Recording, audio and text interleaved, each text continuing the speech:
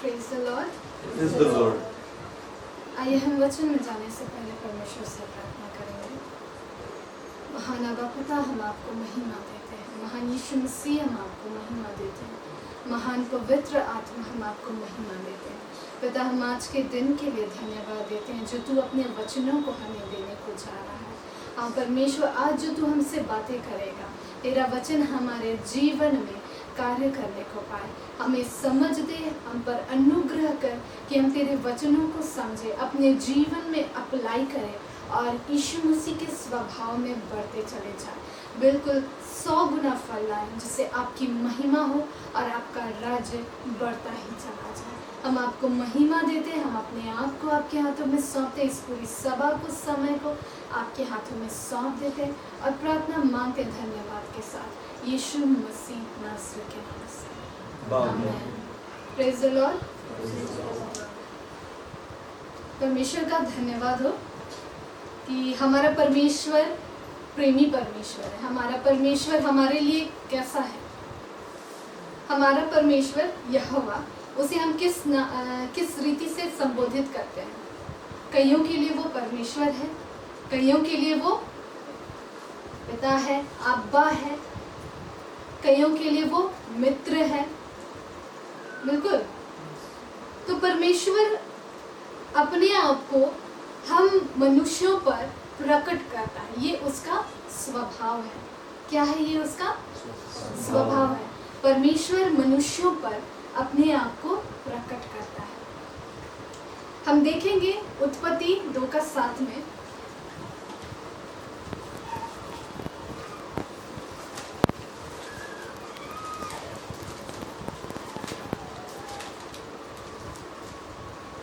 कोई पढ़ देंगे हिंदी से?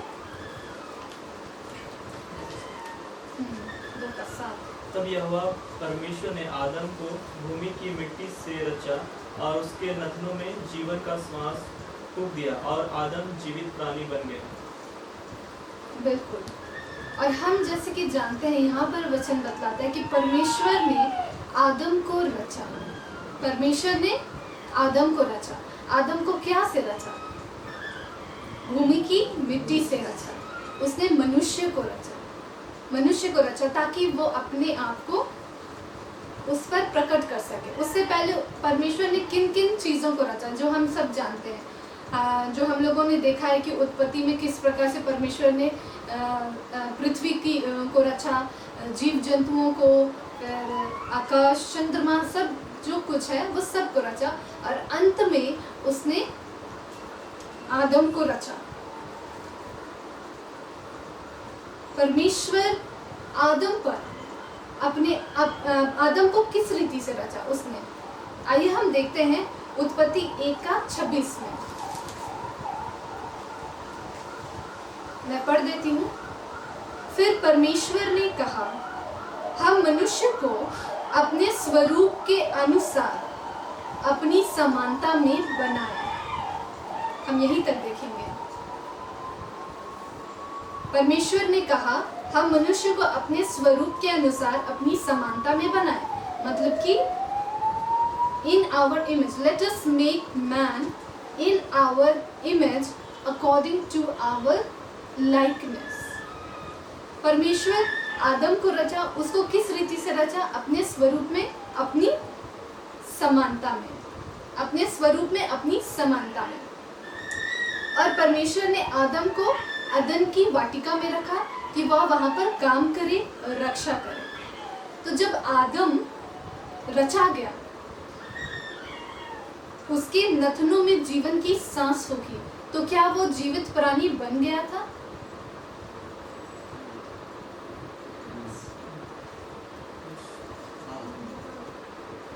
क्या वो जीवित प्राणी बन गया था? हाँ, वो जीवित प्राणी बन गया था। और उसके सामने सबसे पहले कौन था? कौन था? खुद परमेश्वर था। खुद उसका रचयिता यहोवा परमेश्वर था। तो आदम ने सबसे पहले किसको देखा? परमेश्वर को देखा। सबसे पहले उसने परमेश्वर को देखा। क्या आदम ने इस बात के लिए चाहा था? क्या आदम ने इस बात के लिए प्रार्थना की थी? नहीं। परमेश्वर ने अपने आप को आदम पर प्रकट किया। क्यों?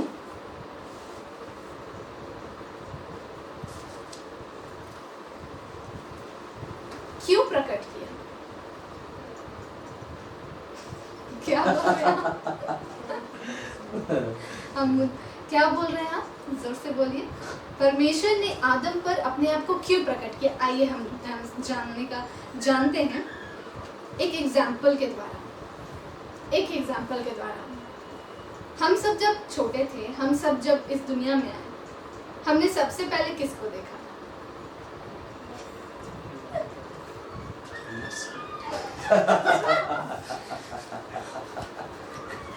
नर्स देखा नर्स, ओके। लेकिन हम बायोलॉजिकली देखा जाए, जिसके साथ हम सहभागी करते हैं, नर्स के साथ तो हम बस उस पल के लिए थे। क्या हम लोग बाद में भी जीवन भर नर्स ही के साथ थे? क्या नर्स को ही देखते रहे? नहीं। जब हम इस पृथ्वी पर आए, जब हमने देखा, तो हमने सबसे पहले किसकी सहभागिता की? किसको सबसे पहले देखा? अपने पिता और माता को देखा। हम जब इस पृथ्वी पर आए तो अपने पिता और माता को देखा। तो जब परमेश्वर ने आदम को रचा, तो परमेश्वर एज अ फादर किस पर प्रकट हुआ? सबसे पहले अपने बेटे पर। और आदम परमेश्वर का पुत्र कहलाता था। हम ये उत्पत्ति में पढ़ चुके हैं कि वो पुत्र कहलाता है। और फिर परमेश्वर ने, अब्बा पिता ने अपने आप को पिता के रूप में आदम पर प्रकट किया। ठीक है? और क्यों प्रकट किया ये हम जानते हैं कि क्योंकि आदम को अपने इमेज में बनाया, अपने लाइकनेस में बनाया, इमेज में बनाया। इमेज का मतलब क्या होता है? स्वरूप। और लाइकनेस का मतलब समानता। उसकी परिभाषा बता सकेंगे आप? इमेज को एक्चुअल डेफिनेशन, इसका मतलब होता है मेंटल रिप्रेजेंटेशन, माइंड। जो परमेश्वर का माइंड था, परमेश्वर आदम को वैसा दिया। परमेश्वर जो सोचता था, परमेश्वर आदम को वैसा बनाया कि वो भी वैसा ही सोचे। और लाइकनेस का मतलब क्या होता है? समानता। और उसका एग्जैक्ट अर्थ क्या निकलेगा? Character, nature. तो परमेश्वर का जो कैरेक्टर था, परमेश्वर उसी कैरेक्टर में आदम को बनाया था। उस नेचर उसका जो नेचर है परमेश्वर अब्बा का, उसी नेचर में उसने आदम को बनाया था। पिता परमेश्वर, पुत्र परमेश्वर और पवित्र आत्मा परमेश्वर, उस कैरेक्टर को आदम को दिया था। परमेश्वर अपनी समानता में आदम को बनाया था और वो अपने आप को उस पर प्रकट करता है। समझ रहे हैं बात को? तो परमेश्वर अपने आप को प्रकट करता है। और हम नए नियम में देखते हैं यीशु मसीह इस पृथ्वी पर आए। हम देखते हैं यीशु मसीह इस पृथ्वी पर आए। हाँ, बिल्कुल। हम कैसे जानते हैं कि यीशु मसीह भी अपने आप को हम पर प्रकट किए? वो देह को धारण किए, वो देहधारी हुआ। जबकि यूहन्ना में हम पढ़ते हैं वचन देहधारी हुआ, वचन देहधारी हुआ, जो कि हम जानते हैं। और हम जानते हैं इस यीशु मसीह परमेश्वर का इमेज है कि नहीं है? कुलुसियों 1:15 में लिखा है कि वो परमेश्वर, इनविजिबल परमेश्वर का इमेज है, इनविजिबल गॉड का इमेज है यीशु मसीह इमेज है। तो पिता का सारा कैरेक्टर यीशु में आया। पिता ने अपने आप को प्रकट करने के लिए यीशु मसीह जो मनुष्य बन के आए, उन्होंने पिता को प्रकट किया हम मनुष्यों को। सही बात है? तो हम यहाँ जानेंगे कि परमेश्वर हम पर अपने आप को प्रकट करता है, मनुष्यों पर वो प्रकट करता है। इकलौता पुत्र जो पिता की गोद में है, उसी ने परमेश्वर को प्रकट किया। इकलौता पुत्र जो कि यूहन्ना 1:18 में लिखा हुआ है कि जिसे किसी ने नहीं देखा, परमेश्वर जिसे किसी ने नहीं देखा, इकलौता पुत्र जो उसकी गोद में है, उसी ने परमेश्वर को प्रकट किया है। उसके कैरेक्टर को, उसके नेचर को, उसके माइंड को वो क्या सोचता है, वो क्या विचारता है, उसका क्या स्वभाव है, उसका क्या नेचर है, उसने हम पर अपने आप को प्रकट किया। क्योंकि पिता हमारा करुणामय परमेश्वर है, हमसे वो प्रेम करता है। और हम लोग जब यहाँ पर हैं, हम लोग उससे मिलने के लिए तरसते हैं, हम लोग देखने के लिए पिता को के लिए तरसते हैं। आदम देखता था, परमेश्वर को देखता था। कैसे वो देखता था? क्या एक कड़ी थी जिस कारण वो परमेश्वर को साफ साफ देख पाता था, वो अपने आबा की संगति कर पाता था। वो समानता, वो स्वरूप, वो लाइकनेस, वो कैरेक्टर, वो नेचर उसे परमेश्वर को देखने के लिए वो हेल्प करता था। मतलब वो डायरेक्ट देख पाता था। क्यों? क्योंकि वो गॉड उसको वैसा बनाया था, स्वयं परमेश्वर उसको वैसा बनाया था अपनी लाइकनेस में। और परमेश्वर हम पर अपने आप को क्यों प्रकट करना चाहता है? क्योंकि वो हमारे साथ सहभागिता रखना चाहता है, वो हमारे साथ सहभागिता रखना चाहता है। हम एनोक के विषय में जानिए। हनोक, जिसको हिंदी में बोलते हैं, हनोक परमेश्वर के साथ साथ चला, जो कि हम देख सकते हैं उत्पत्ति 5:22 में। परमेश्वर क्यों सहभागी हमारे साथ होना चाहता है? क्यों चाहता है? हमें अपने स्वरूप में इसलिए रखा है कि हम उसकी फेलोशिप करें, संगति करें। उत्पत्ति 5:22 यहाँ पर लिखा है,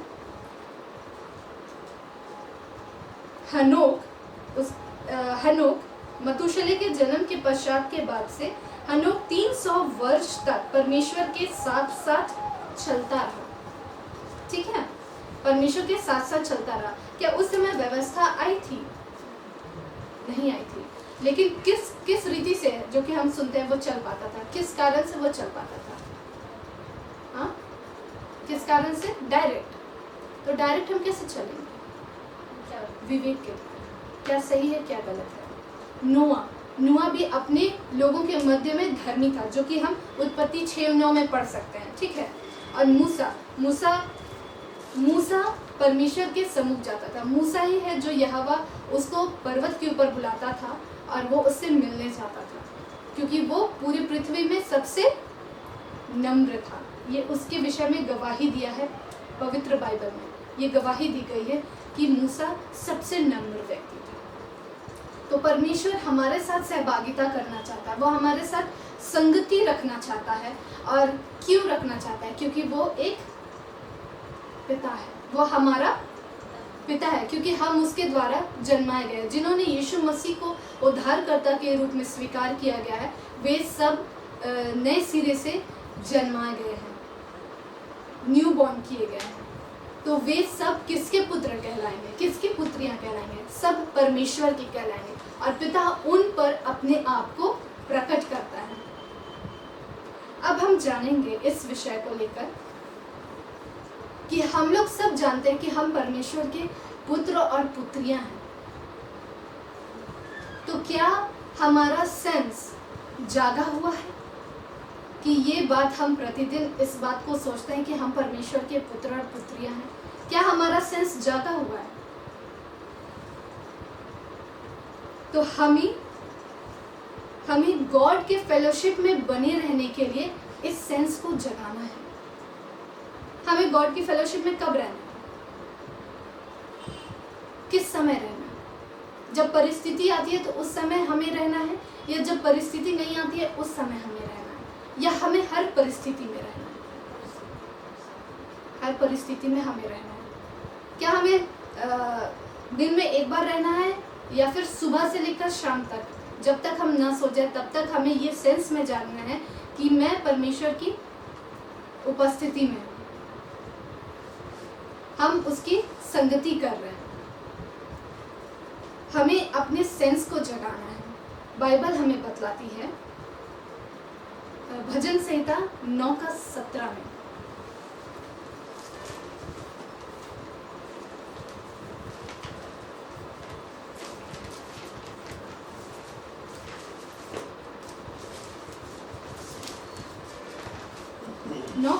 कहता है,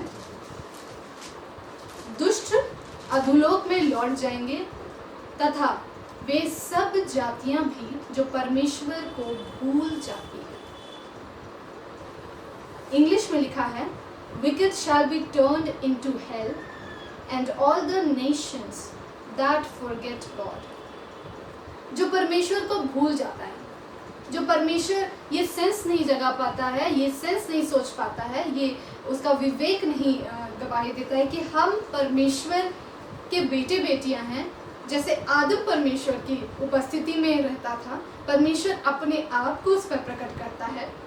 यीशु मसीह जो परमेश्वर की संगति में रहते हैं, हमें भी उस संगति में बढ़ना है। जब हम भूल जाते हैं परमेश्वर को और हम दिनचर्या के कामों में व्यस्त रहते हैं, कोई भी बिजी रह सकता है। ये मैं एक प्रभु के दास का मैं सुनी और मैं ये इस बात को गंभीरता से ली कि कोई भी बिजी रह सकता है काम करने के द्वारा, मोबाइल में अपना वर्क देखने के द्वारा, घर के कामों के द्वारा, विभिन्न कामों के द्वारा कोई भी बिजी हो सकता है, अपने आप को व्यस्त कर सकता है, क्योंकि वो दिनचर्या के काम है। लेकिन जो परमेश्वर के प्रति सेंस रखता है, वो उन कामों में समय निकालता है और वो ध्यान मगन रहता है कि जो मैं अभी ये कर रहा हूँ, परमेश्वर मेरे साथ है, परमेश्वर मेरे साथ है, मुझे उस समय किस रीति से कार्य करना है। हम बिजी रह सकते हैं, अपने आप को हर कामों में बिजी रख सकते हैं, लेकिन जो इस बात का सेंस रखता है कि मैं परमेश्वर की संगति में रहना चाहता हूँ, परमेश्वर मेरी सहभागिता करना चाहता है, वो अपने चाल को डिफरेंटली ले जाता है। वो परमेश्वर की उपस्थिति को जानकर हर काम को करता है। क्योंकि एनोक के विषय में लिखा गया है, हमने पढ़ा कि वह परमेश्वर के साथ 300 वर्ष चला। तो दिन में वो उठता है, घर के काम भी उसको रहते हैं, वो भी करता था, और भी विभिन्न कार्य उसके रहते थे, उसके भी बाल बच्चे थे, उनको भी वो देखता था। लेकिन ऐसा बाइबल क्यों गवाही देता है कि हनोक के विषय में कि वो 300 वर्ष चला, 300 ईयर्स चला, पूरा दिन, 300 दिन के विषय में बकायदा बाइबल इस बात की गवाही दे रही है 300 वर्ष के विषय में कि वो चला,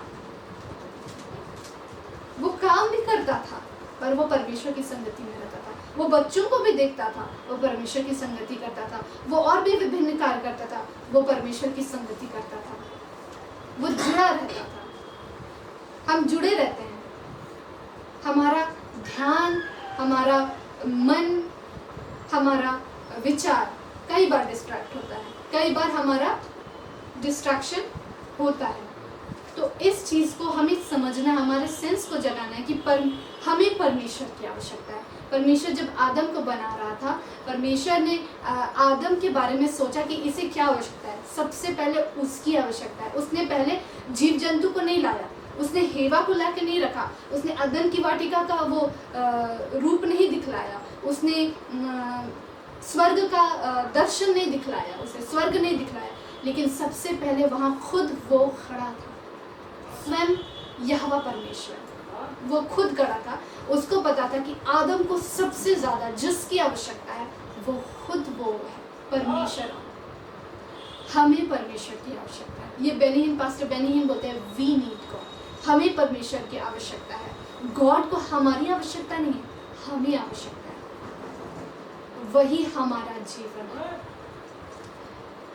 तो हमें हर पल परमेश्वर को अपने सम्मुख जानकर चलना है। हमारा चाल चलन संसारिक लोगों के चाल चलन से अलग होना है। परमेश्वर हमसे प्रेम करता है। इस बात को जब हम जानेंगे कि हमें वो इतना अधिक प्रेम करता है और हम पर अपने आप को प्रकट करता है, तो हम उन लोगों के समान नहीं चलेंगे जो निर्बुद्धि के समान चलते हैं, जो परमेश्वर को भूल जाते हैं, जो अभी संसार के कामों में जो व्यस्त है, वे परमेश्वर को भूल चुके हैं। एक तरह से उन्हें परमेश्वर के साथ समय बिताना पसंद नहीं है, उन्हें परमेश्वर से प्रार्थना करना पसंद नहीं है। हमें उनके समान नहीं चलना, बल्कि हमें ये हर दिन जब हम सुबह उठते हैं, हमें ये समझना है कि हर पल हम परमेश्वर के सामने हैं। यहोवा पिता हमें देखता है, उस रीति से जब हम चलेंगे हम उसकी संगति करेंगे। हनोक जब उठता था, हनोक जब जागता था, हनोक जब परमेश्वर के सम्मुख भोर को उठता था, क्योंकि हम बाइबल में पढ़ते हैं जितने भी प्रभु के लोग हैं वो भोर को उठ के परमेश्वर को पुकारते हैं। दाऊद भी बोलता है कि प्रति भोर को मैं उठता हूँ और वो परमेश्वर को पुकारता है। मतलब डॉन मतलब बोलिए आप उसको, जब सूर्य निकलने से पहले वाला समय, सूर्य निकला नहीं है उस समय को वो कहता है डॉन, और उस समय वो उठता है और वो परमेश्वर को पुकारता है। और उस समय से ये सब इस बात को जान जाते हैं कि जब मैं अपने आप को सबसे पहले सुबह में अपने आप को परमेश्वर को अर्पित कर रहा हूँ तो मैं उसी की देवड़ी में ही हूँ, मैं वहीं पर हूँ और मैं उसके सम्मुख हूँ। और उसके बाद जो दिनचर्या का काम करता है वो उसको समझ कर कार्य करता है, वो सोच कर कार्य करता है कि मैं यहोवा परमेश्वर के सम्मुख हूँ और मैं कार्य कर रहा हूँ। परमेश्वर सबसे पहले अपने वचनों द्वारा हम पर अपने आप को प्रकट करता है, फिर वास्तविक रीति से। आदम को बनाने से पहले परमेश्वर ने 1:26 में कहता है कि परमेश्वर ने कहा हम मनुष्य को अपने स्वरूप के अनुसार अपनी समानता में बनाए। 1:26 में लिखा हुआ है। परमेश्वर ने सबसे पहले क्या किया? कहा, वचन बोला। परमेश्वर ने सबसे पहले वचन बोला और उसके बाद हम देखते हैं उत्पत्ति 1:27 और 2:7 में कि परमेश्वर ने वास्तविक रूप से अपने आप को आदम पर प्रकट किया, आदम को रचा। सबसे पहले उसने वचन दिया और उसके बाद हम देखते हैं कि खुद परमेश्वर उस पर अपने आप को प्रकट करता है। परमेश्वर पहले वचन के द्वारा हमारे जीवन में आता है, वचन द्वारा हमें बदलता है, हमें अपनी समानता में बनाता चला जाता है, क्योंकि वचन जो है परमेश्वर का वचन यीशु मसीह है। जितना ज़्यादा हम इस वचन को पढ़ेंगे हम बदलते चले जाएंगे, हम उनके स्वभाव में, उनके स्वरूप में, उनके कैरेक्टर में बदलते चले जाएंगे। हमारा माइंड रिन्यू होता चला जाएगा। रोमी 12 में क्या लिखा हुआ है? 12:2 में लिखा हुआ है कि रिन्यू योर माइंड, हाँ, do not be confirm to this world but renewed by the, ऐसे लिखा हुआ, हिंदी में मैं पढ़ती हूँ। इस संसार के सदृश न बनो, परंतु तुम्हारे मन के नए हो जाने से तुम्हारा चाल चलन भी बदलता जाए, जिससे तुम परमेश्वर की भली और भावती और सिद्ध इच्छा अनुभव से मालूम करते चले जाओ। इसमें एक खास बात लिखा हुआ है, परंतु तुम्हारे मन के नए हो जाने से तुम्हारा चाल चलन भी बदलता चला जाए। जितना ज़्यादा हम परमेश्वर के वचन को लेंगे हम उसके जैसा बनते चले जाएंगे, परमेश्वर के वचन के अनुसार, यीशु मसीह के स्वभाव के अनुसार बनते चले जाएंगे। और जब हम परमेश्वर के वचन को अपने हृदय में जगह देंगे हम पाप करने से बचे रहेंगे। और क्यों परमेश्वर पाप से हमें बचाना चाहता है? पाप है जो हमें परमेश्वर से अलग कर देता है, और परमेश्वर यही नहीं चाहता। इसीलिए जब परमेश्वर ने आदम को बनाया, अपने आप को प्रकट किया, जब आदम ने आज्ञा नहीं मानी, अलग हो गया, उन लोग परमेश्वर से वो अलग कर दिया गया। तो परमेश्वर अपने आप को, ये परमेश्वर का स्वभाव है कि वो हम पर अपने आप को प्रकट करे, वो हमारे साथ हर पल, हर घड़ी, हर क्षण रहे, सुबह से लेकर शाम तक।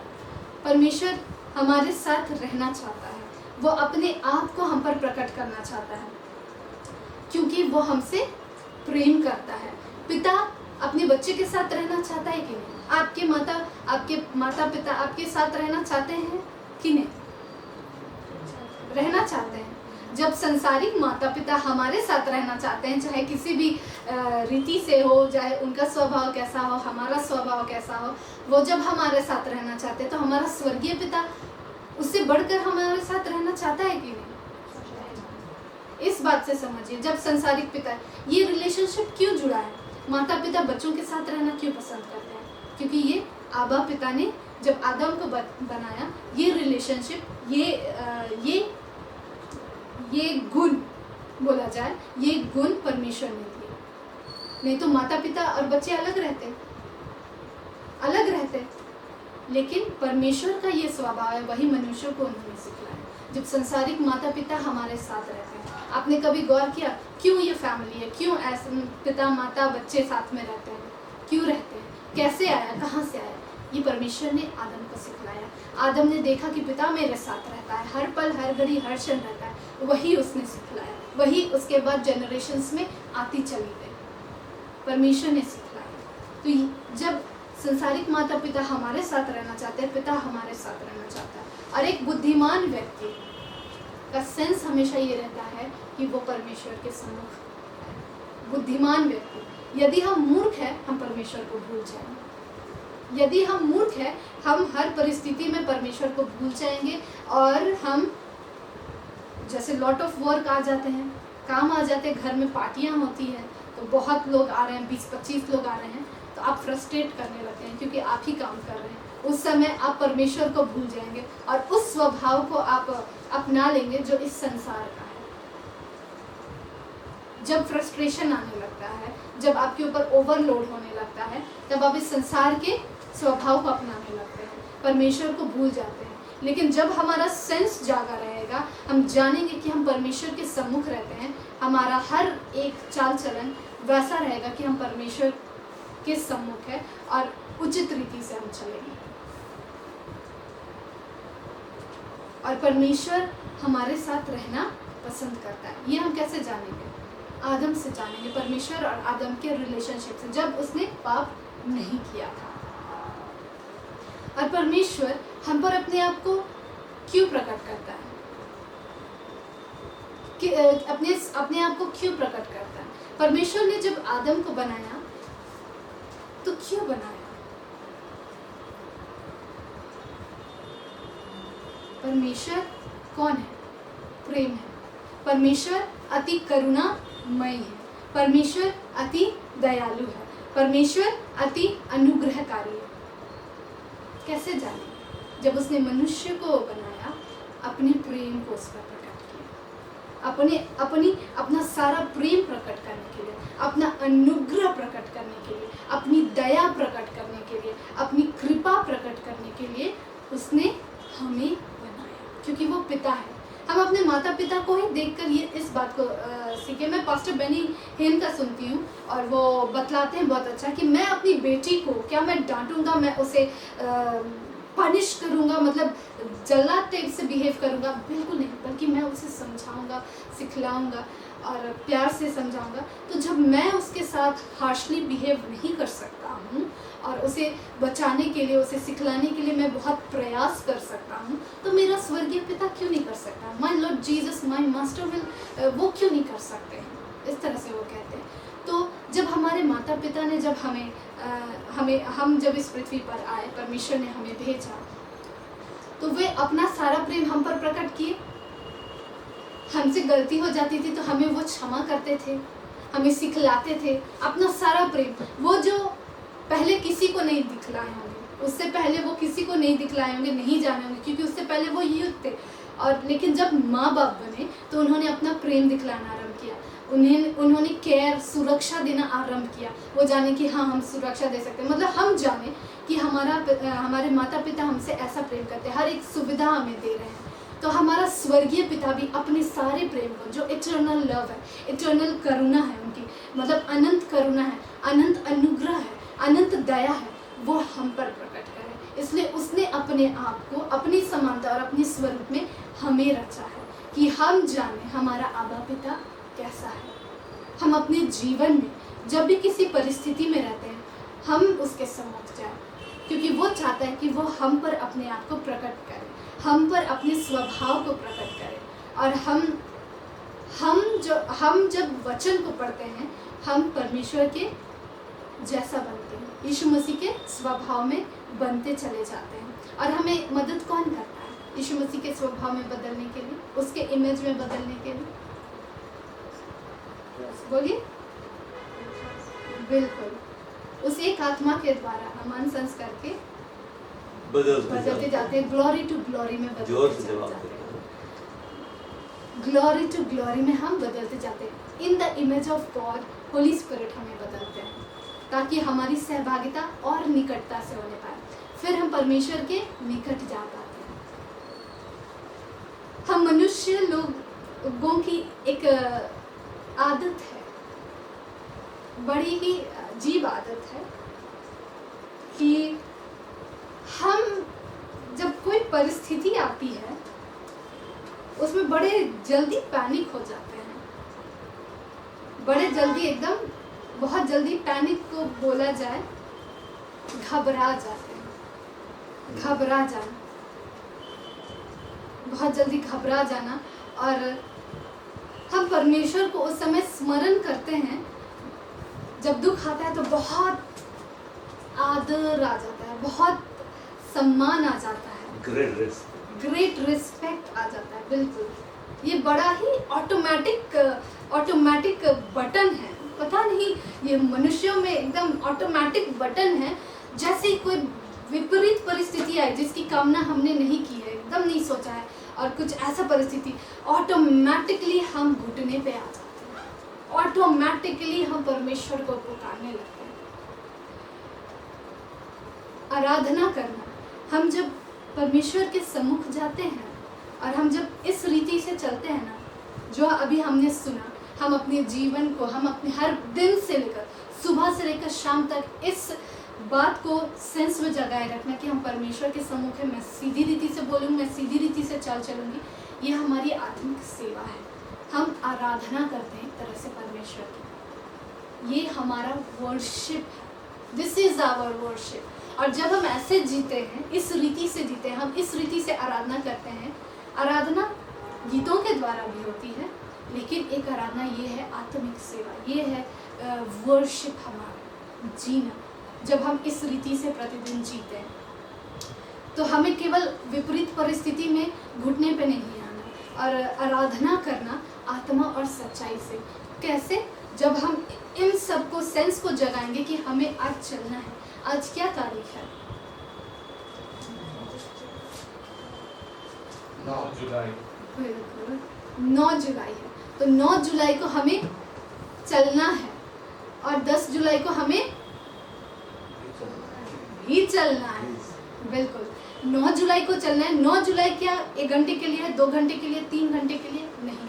जैसे ही सुबह हुई, जैसे यहाँ का जो समय है रात के मध्य रात्रि 12 बजे से मध्य रात्रि के 12 बजे तक। खैर हम लोग मध्य रात्रि में तो जागते नहीं है, लेकिन कुछ प्रभु के लोग जागते हैं, तो हमें उसमें भी चलना है परमेश्वर को सम्मुख जानकर। ये हमारी आराधना है, परमेश्वर के सम्मुख हमें परमेश्वर के सम्मुख आराधना करना है। और मैं ये पढ़ रही थी कि परमेश्वर जो है, हम कई बार जो युद्ध है, ये मैंने प्रभु के किसी दास से सुना है, बहुत ही बड़े प्रभु के दास है, कि हम कई बार युद्ध को अपने घुटने पे जीतते हैं जब हम उनको पुकारते हैं, परमेश्वर को आराधते हैं।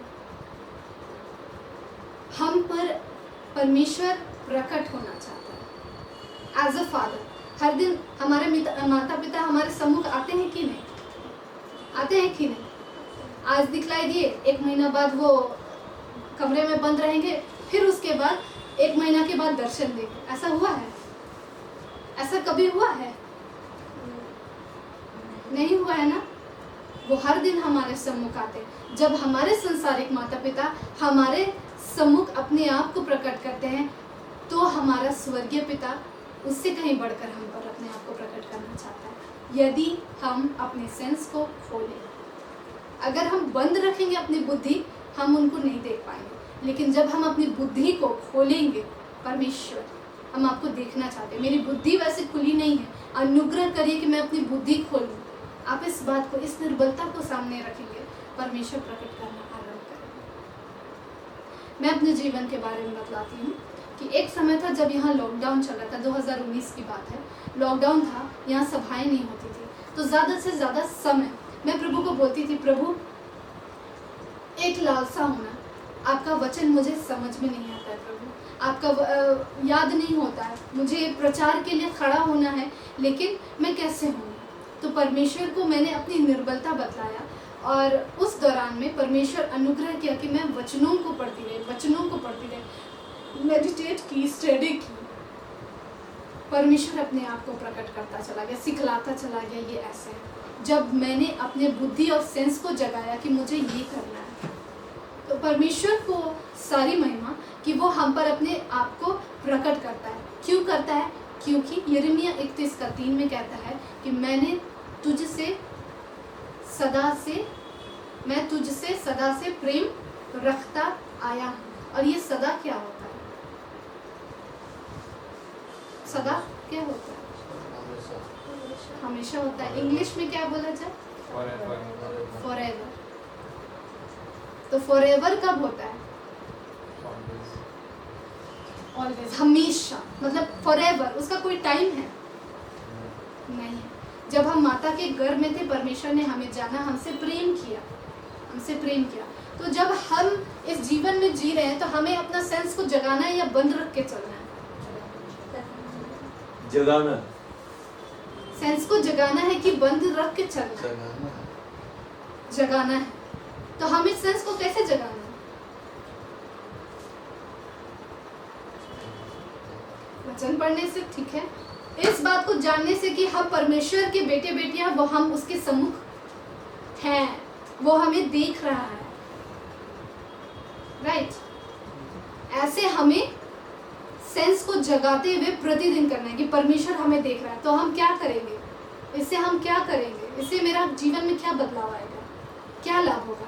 हमारा चाल बदलेगा, हमारा स्वभाव बदलेगा, हम पर यीशु मसीह प्रकट होंगे और हमारे जीवन से लोग जानेंगे कि यीशु कौन है। हमारे जीवन से लोग जानेंगे कि यीशु मसीह कौन है। अगर हम झगड़ते रहेंगे, ये वो दिस दैट सब करते रहेंगे, वो लोग क्या जानेंगे? यीशु ऐसा है। यीशु ऐसा नहीं है। यीशु बड़ा ही काइंड है। बड़बड़ाते रहेंगे, खुद भी दूसरों को भी बड़बड़वाएंगे, कुड़कुड़ाएंगे। यीशु ऐसा है। हम में से यीशु प्रकट होना है। अब परमेश्वर हम पर अपने आप को प्रकट करना चाहता है, हम पर प्रकट करता है कि दूसरे लोग जाने कि वो ऐसा है।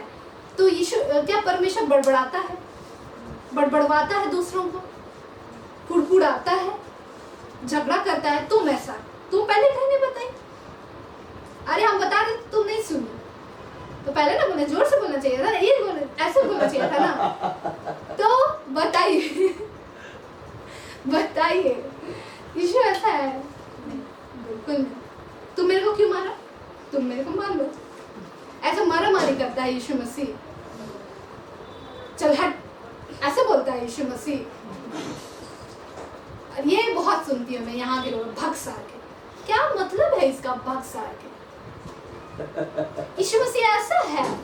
यीशु मसीह के पास जाएंगे, यीशु मसीह मैं बहुत धन्यवाद करती हूँ आपका, और यीशु मसीह ऐसे बोलेगा, इन शब्दों का प्रयोग करेगा? नहीं। हमें परमेश्वर के सम्मुख अपने आप को रखना है। तो हमें जानना है, जब पुरानी शताब्दी के लोग रहते थे, उन लोग को आप देखिएगा क्या डिसिप्लिन में वो चलते थे, क्या डिसिप्लिन। ऐसा डिसिप्लिन खूबसूरत लगता है। मतलब होता है ना, वो अति सुंदर लगता है।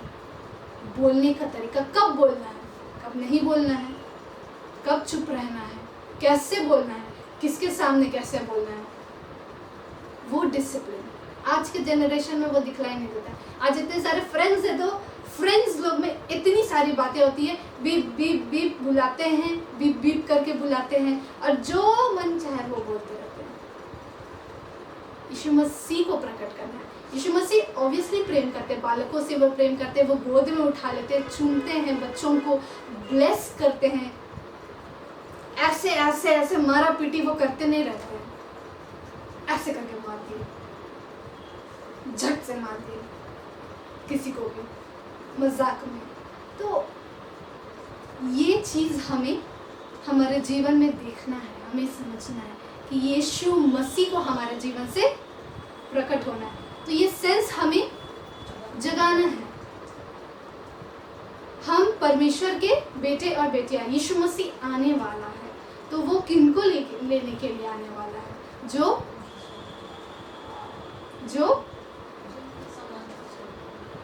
बिल्कुल वो धर्मियों को लेने आने वाला है, जो उसकी समानता में, जो उसके वचन का पालन कर रहे हैं, जो यीशु मसीह को इस संसार पर प्रकट कर रहे हैं। परमेश्वर हम पर अपने आप को प्रकट करता है क्योंकि वो हमसे प्रेम करता है, ताकि हमारे द्वारा लोग जानने को पाए कि वो कैसा प्रेमी है, वो कैसा प्रेमी है। कई बार कितने ऐसे लोग हैं जो परमेश्वर के प्रेम को नहीं जानते हैं, जिस कारण वो डिप्रेशन में, जिस कारण वो बंधन में है, जिस कारण वो सुसाइड कर रहे हैं। क्यों? क्योंकि वो परमेश्वर को नहीं जान रहे हैं। और वो कैसे जानेंगे? जब हम परमेश्वर को जानेंगे और हमारे जीवन में वो प्रकट होगा, तब वो लोग भी जान पाएंगे। परमेश्वर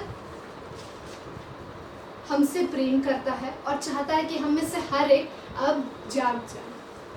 हे सोने वाले जाग जाओ, हे सोने वाले जाग जाओ। कैसे जागना है? अभी आप सोए हैं कि जागे हैं? कैसे कह सकते हैं? शरीर में सोए हैं, आत्मा में, शरीर में जागे हैं, आत्मा में सोए हैं। ये वचन जो मैंने अभी कहा, हे सोने वाले जाग जाओ, वो किस संदर्भ में कहा? आत्मा के विषय में कि शरीर के विषय में? आत्मा के विषय में। तो क्या हमें करना है? जाग जाना है, आत्मा में जाग जाना है। अब से हमें और ज़्यादा परमेश्वर को जानने के लिए लालसा को बढ़ाना है। क्या लालसा, जब हम परमेश्वर को जानने के लिए हमारे अंदर लालसा नहीं रहती, हम बाइबल पढ़ पाते हैं? नहीं पढ़ पाते। क्यों नहीं पढ़ पाते? मूड नहीं है। क्या हमारा पिता मूडी है? क्या कहता है वचन इब्रानी 13:8 में? हाँ, जिन्हें याद है बिना बाइबल खोले बताइए। इब्रानी 13:8।